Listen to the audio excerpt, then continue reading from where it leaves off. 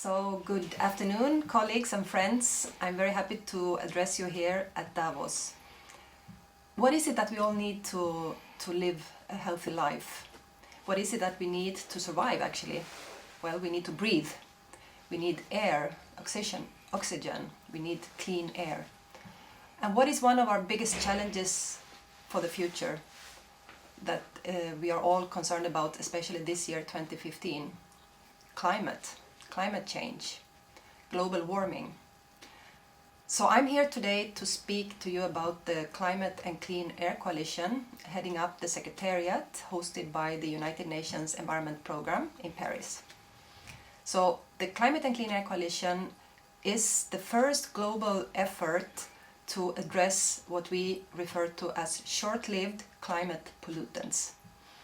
These are pollutants that live in the atmosphere for about a few days, a week, up to 2 decades. They are harmful to health, they impact on crops and ecosystems, and they are highly climate forcing. We talk about black carbon, which is a big component of what we refer to as particulate matters, a consequence of incomplete combustion. We talk about methane, which is also a precursor to the very detrimental air pollutant of tropospheric ozone, or turned into urban smog. And we talk about hydrofluorocarbons, HFCs, an important ingredient in refrigeration and cooling, air conditioning, etc. These are also often referred to as the super pollutants, impacting health, crops, climate. In the Climate and Clean Air Coalition, we work with governments, NGOs, intergovernmental organizations such as the World Health Organization, who is also here, and with businesses and private sector entities. We work in a coalition to catalyze and promote very concrete transformational actions, implementing measures at the source of the pollution that I just referred to. So to address black carbon, we work in the transport sector, working on cleaner diesel, avoidance of heavy-duty diesel engines that are very polluting. We work on cooking and heating devices, improved fuels and cook stoves per se, working on avoiding open burning from agriculture and municipal solid waste, and other sources of black carbon on incomplete combustion. On methane, we work on issues such as municipal solid waste again, to separate biodegradables and to work in a holistic way of reducing, reusing and recycling waste to control these emissions. And we also work on in agricultural sector on methane emissions from enteric fermentation and livestock manure management. We work on improved paddy rice cultivation through a system of alternative wetting and drying in paddy rice, which is a huge contributor also to methane. And we work with the oil and gas industry in avoiding leaking and venting from the upstream and downstream production lines of methane gas. To actually capture the gas and not releasing it into the atmosphere is a huge contribution to avoiding global warming. So why do we do this? Well, I spoke about the benefits. This is really an issue of fast action, quick results, and multiple benefits. By working on these pollutants, we have immediate results at the location of and close to the polluting source, because they are short-lived in the atmosphere. They're also immediately bringing clean air benefits.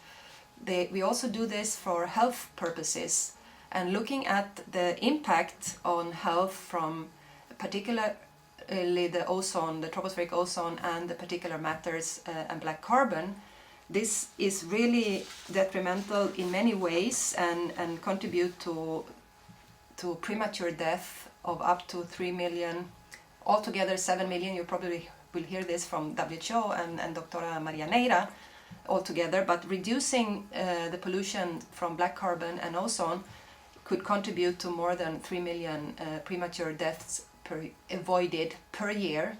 So if we avoid 3 million premature deaths per year, sum it up for 10 years, we are talking about 30 million people in a period of 10 years from preventable factors such as indoor and outdoor air pollution. There is no time to wait, it's time to act. It's also looking at the climate perspective. If we take a series of identified countermeasures in the transport sector, in the oil and gas sector, on waste, etc., as I mentioned, scientists have modeled and identified 16 to 17 critical measures, cost-effective and with available technology, that could, in the next 20 years, reduce the emissions from black carbon up to 80% and methane release up to 40%, which would contribute to avoiding global warming to up to 0.5 degree over the next 20 years, by 2050 actually, by 2050. This might sound little to you, but looking at this graph, you may see that by 2050, by taking an integral approach of aggressive CO2 carbon dioxide mitigation, which is of course the number one priority when it comes to mitigating climate change, but equally important in the short term, and to delay, to really not to delay the mitigation effects, we also need to take aggressive action on these short-lived climate pollutants. And by 2050 we could decrease the warming with 0.5%, taking action on methane and black carbon, and another 0.1 to avoid increase of the use of hydrofluorocarbons in cooling, and use alternatives, low warming alternatives. And that means actually by 2050 almost halving the global warming over those couple of years. And this can help us to avoid coming to the tipping point where climate change is the chain of events escalates to so fast that it's impossible to return to a previous condition. So multiple benefits from these actions: investing in cleaner energy for vehicle and better combustion in vehicles, in the cooking and heating domestic sector, even kerosene lamps, replacing kerosene lamps with cleaner or renewable energy sources, working on oil and gas methane release, working on methane release in agriculture and in the waste sector can have all these multiple benefits.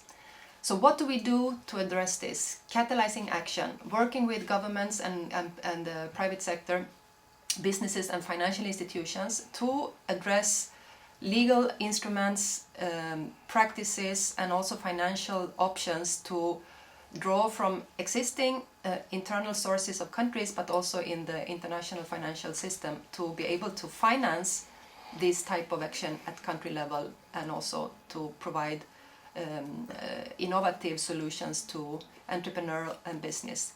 We are working with a number of alliances in this field, and I would like to make a call to all of you here to look into the many benefits that these kind of measures could bring to your specific field. And one of our objectives as a coalition is also to lever and enhance the knowledge and science in these fields over time. And for that purpose, many of you in this room might want to join us in this scientific endeavor as well. We have a big presence coming forward towards the climate conference, the COP21 in Paris in December, not to in any ways diminish and change the agreements of addressing aggressively the CO2 reductions, but as a complement and an action-oriented agenda that will bring healthier communities, healthier people and a healthier planet to all of us.